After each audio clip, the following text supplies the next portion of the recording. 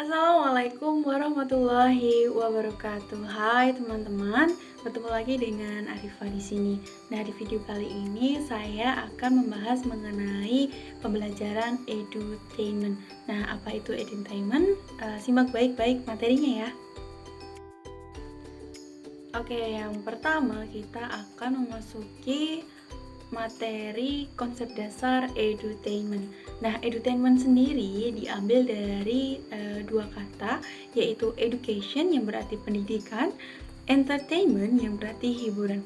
Nah, edutainment menurut Setiawan yaitu edutainment as a form of entertainment that is designed to be educational. Edutainment allows children to learn through play. Jadi pada intinya konsep dasar dari edutainment ini adalah pendidik atau guru menciptakan suasana belajar yang menyenangkan. Jadi dari sini kita dapat mengambil kunci yaitu pendidikan yang menyenangkan. Edutainment adalah pendidikan yang menyenangkan bagi siswa. Gitu. Itu adalah konsep dasar dari edutainment.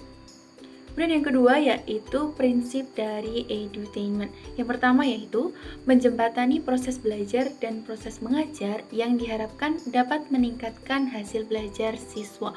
Kemudian poin yang kedua yaitu pembelajaran edutainment berlangsung dalam suasana kondusif dan menyenangkan yang didasari oleh 3 asumsi. Asumsi pertama yaitu perasaan gembira akan mempercepat pembelajaran, sedangkan perasaan negatif seperti terancam, takut, sedih, merasa tidak mampu akan memperlambat belajar bahkan menghentikannya.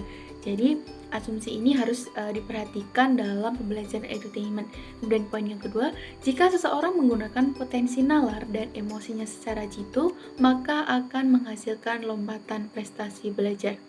Poin ketiga yaitu dengan menggunakan metode pembelajaran yang tepat dapat mengakomodir gaya dan keunikan belajar siswa, maka belajar akan dapat dilakukan secara optimal baik oleh guru terkhususnya oleh siswa. Nah, poin yang keempat yaitu menempatkan anak sebagai pusat sekaligus subjek pendidikan. Pembelajaran yang diawali dengan menggali dan memahami kebutuhan anak. Nah, jadi edutainment ini berfokus pada kebutuhan dan pemenuhan kebutuhan anak sebagai pusat sekaligus subjek pendidikan. Kemudian poin yang terakhir yaitu pembelajaran yang lebih humanis. Nah, salah satu prinsip dari edutainment ini adalah karakternya yang lebih humanis atau pendekatannya lebih secara humanis ke anak atau siswa. Nah, subbab selanjutnya yaitu pendekatan belajar edutainment.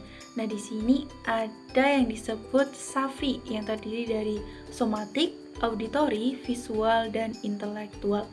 Yang pertama yaitu somatik. Somatik ini berhubungan dengan hal-hal yang dilakukan oleh siswa dengan menggunakan anggota tubuhnya. Contohnya yaitu mungkin dalam pembelajaran olahraga. Anak belajar bagaimana cara untuk melempar bola basket atau mengoper ke temannya, bagaimana cara memegangnya dengan tangan, atau bagaimana posisi kaki, atau bagaimana posisi badan yang benar. Kemudian yang kedua yaitu auditory. Auditory ini berhubungan dengan menekankan pada aspek pendengaran. Nah, salah satu yang bisa dilakukan yaitu listening. Bisa dengan memperdengarkan siswa suatu cerita atau suatu cerpen, namun dengan media listening.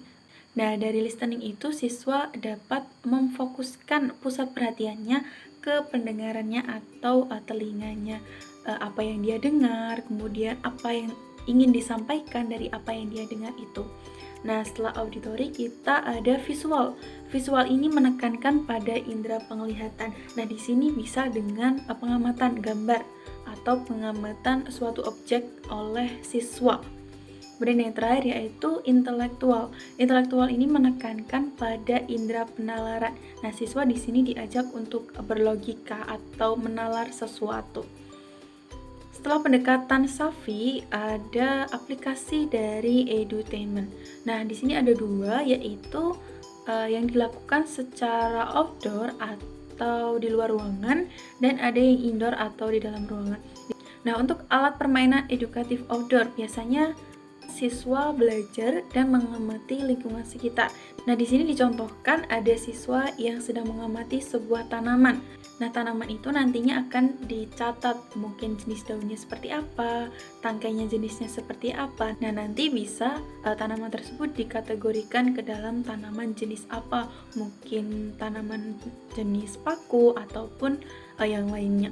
Kemudian alat permainan edukatif indoor. Nah, biasanya alat permainan yang digunakan biasanya di dalam ruangan. Contohnya yaitu bermain peran. Nah, di sini siswa dapat diajak untuk bermain peran, untuk memainkan suatu karakter dalam suatu pentas atau itu permainan peran itu. Nah, itu dia materi edutainment, mulai dari konsep dasar, ada prinsip edutainment, kemudian juga ada pendekatan dan pengaplikasian edutainment. Terima kasih telah menonton video ini, sampai jumpa di video berikutnya. Saya akhiri, wassalamualaikum warahmatullahi wabarakatuh.